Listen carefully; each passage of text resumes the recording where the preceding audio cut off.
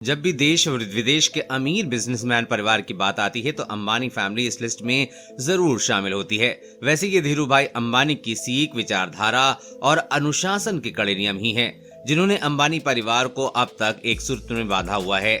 धीरू भाई अंबानी के निधन के बाद उनकी संपत्ति को उनके दोनों बेटे मुकेश अंबानी और अनिल अंबानी में बांट दिया गया था। मुकेश और अनिल आज अपने पिता की विरासत को आगे बढ़ाते हुए अपने अपने बिजनेस को अच्छे से संभाल रहे हैं। हालांकि बचपन में एक बार दोनों भाइयों को उनके पिता ने गैराज में बंद कर दिया था। आइए आपको इसके पीछे की वजह और पूरा किस्सा बताते हैं।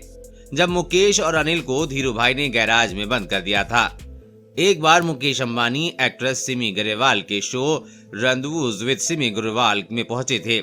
इस दौरान उन्होंने अपने पुराने संघर्ष भरे दिनों को याद किया था, साथ ही उस किस्से को याद किया था जब उनके पिता धीरू भाई अंबानी ने उन्हें और उनके भाई अनिल को गैराज में बंद कर दिया था। मुकेश ने बताया था कि उनके पिता अनुशासन को लेकर बहुत सख्त थे। मुकेश ने वो किस्सा साझा करते हुए कहा था कि जब वो 10 या 11 साल के थे और अनिल की उम्र 9 साल की थी, उस समय एक दिन शाम को उनके घर पर कुछ गेस्ट आए। जब उनकी मां कोकिलाबेन मेहमानों के लिए खाना लेकर आईं, तो उसे दोनों भाइयों ने ही खत्म कर दिया था।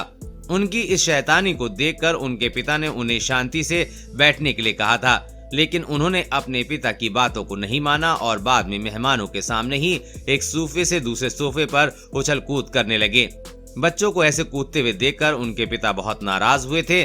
मुकेश अंबानी ने आगे कहा था कि मेहमानों के सामने तो उनके पिता ने उन्हें कुछ नहीं कहा, लेकिन अगली सुबह उनका गुस्सा 7वें आसमान पर था।